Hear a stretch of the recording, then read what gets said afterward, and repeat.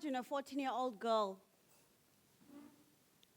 after having lost her mother, the woman she treasured the most, the woman who was essential for her process of becoming. In the midst of that pain and loss, a promise was born, a promise to be a doctor. Through the heart and soul of a 14-year-old, these were her words: "Mama, I'm hopeful. I'll fulfill my ambition. I'll try by all means, and I'll strive to be a doctor." This is a video of myself when I was 14 years old, when I made a promise to my mother to be a doctor.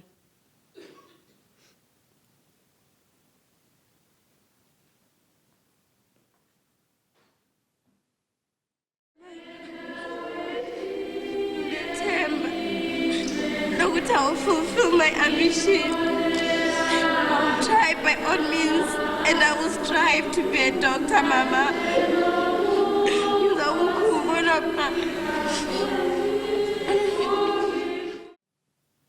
Not knowing what the world had in store for her, that young girl believed in the beauty of her dreams.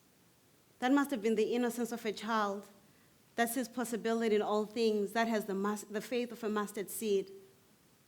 Looking back in hindsight, I wonder, what did a 14-year-old child know about hope? Where did a 14-year-old child sum up the courage to speak about hope in that dire situation? Then I realized it must have been a hand above her, a hand above all of us, that was leading her to her greater purpose, her greater being.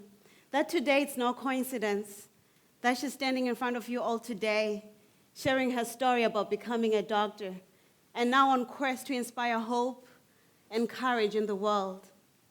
2 years after my mother passed away, we migrated to Canada in search for a better future like all immigrants. To my shock and surprise, we're living in the projects, not having so much inspiration around us, being exposed to drug addicts, sex workers. I had to dig deep within myself to rise above that. I had to dig deep within myself for inspiration. I remember growing up with kids who often were pregnant as teenagers, who had lost their way in school. And I had to make a conscious decision that I was not going to be the victim of my circumstances. I had to dig deeper within myself and rise above all that which I was seeing, all that which was surrounding me. So I worked hard at school and graduated with an A from high school and made it to McMaster University for a pre-med program. And around that time, I was part of Pathways to Education, which is a program that facilitates for kids coming from low-income families to transition well into college. Being in that program was a great privilege as it allowed me to have access to scholarships. And I was told that I couldn't apply for that scholarship because I'd only been in Canada for 1 year. The requirement was that you must have been in Canada for 4 years.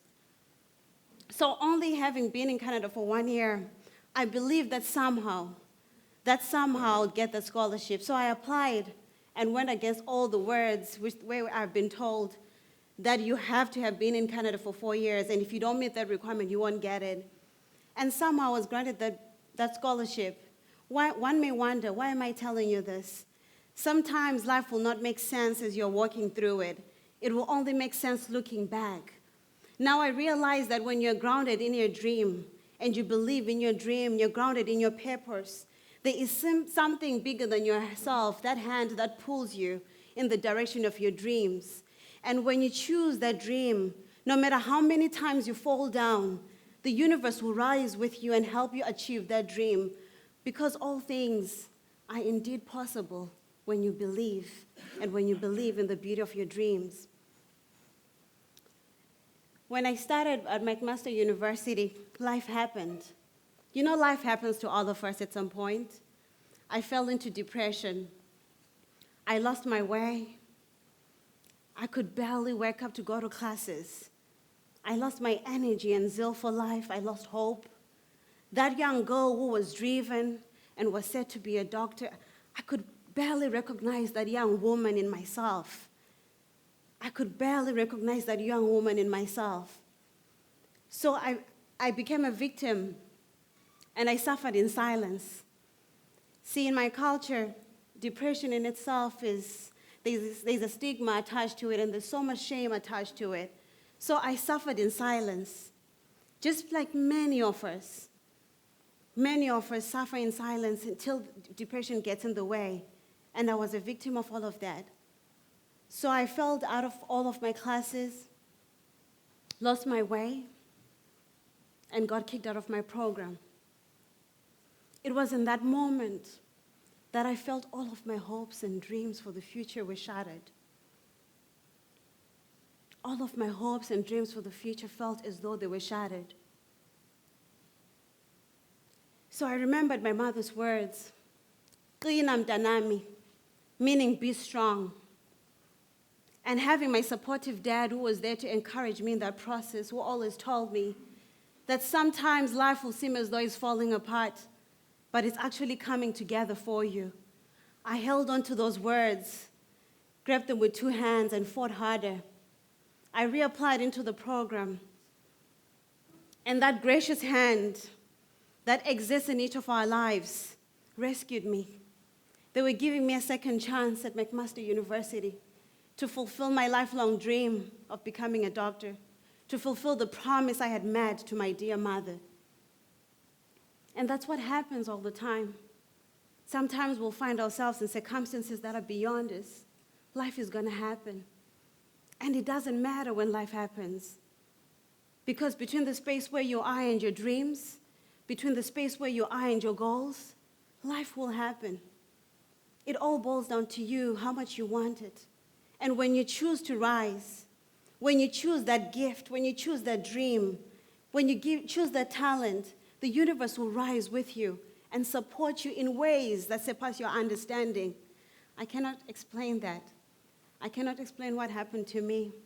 I was only a young girl with that dream who had fell into depression, and there I was, failed out of my classes, and the universe was giving me a second chance at fulfilling that.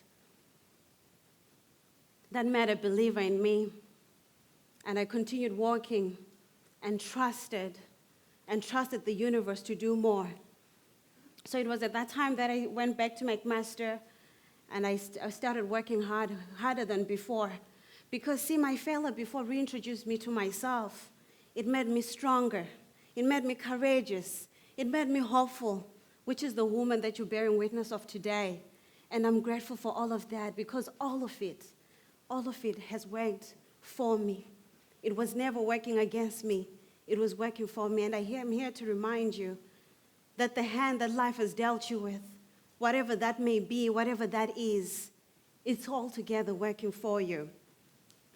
I started at McMaster, working hard. I did 2 years of undergrad, then applied to medical school, and then made it. It was at that time when I got promoted to the next level that I had bigger challenges. The next challenge was a financial challenge. Making it to medical school was one thing, but the financing for education was the second bigger component of it all. So I remember sending my story everywhere to every organization that I was aware of. Every organization I was aware of, I sent in my story. There was no response. Tried applying for different bank loans, was getting denied since I was coming from the projects, didn't have anything to back up my application. But I continued believing. And as the universe would have it, I was in a salon on one day, and the lady that was doing my hair took interest in me, started asking me more about myself, and I told her that I'd been accepted to medical school, and I didn't have money to go to school. She then offered me $10,000 to start medical school.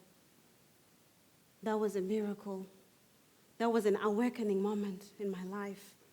I knew for sure in that moment that whatever dream I have, whatever I believe to be true about myself is possible. You don't need to be connected to anybody. There is that gracious hand that will always help you, that will always help you move from one season to the next. So when that woman gave me $10,000, there was about $20,000 which I needed to fulfill a full academic year. Because see, medical school is really expensive. I'm sure most of us know that. Medical school is really expensive. So financing for it was really hard. I then sent my story I was talking to a friend around that time, and she suggested that I go on the Oprah Winfrey website. On the Oprah Winfrey website, there was no scholarship or bursary related, but that's what I was looking for. See, I was looking for money to fulfill that full academic year. The first thing that popped up instead was, tell us your story. You become what you believe. So I quickly typed in, at the age of 14 years old, I made a promise to my mother, and I've just been accepted to medical school. They called me back, and my cousin, I had put down my cousin's phone number on there. They called me about 3 times, and she kept hanging up on them, thinking it was a prank call. And then she said to me, girl, you didn't tell me that you sent your story to Oprah Winfrey. Oprah doesn't call everybody. I didn't know you were one of those lucky ones. So after I told her that, she then transferred my number to the Oprah Winfrey people. And it was the Oprah Winfrey people that then called me, and they were offering me a chance to meet the phenomenal Miss Oprah Winfrey. So I went through 2 series of interviews with them. And I remember the first thing the lady asked me on the phone was, you're not from Chicago. This was only for Chicago residents. How did we see your story? I said, I don't know, but I want to really come. She said, that's okay. Well, we saw your story, and I believe there's a reason why you should be here. So, of course, you can come. So I quickly packed my bags and attended the Oprah Winfrey live class on You Become What You Believe. When I went for the Oprah Winfrey live class, I was looking for money. That's really what I wanted. That's what I needed. But to my surprise, I wasn't given that. So I remember a lot of people asking me, what did you get? See, a lot of us in our culture and society, we're money-driven, so everything has to line up with money.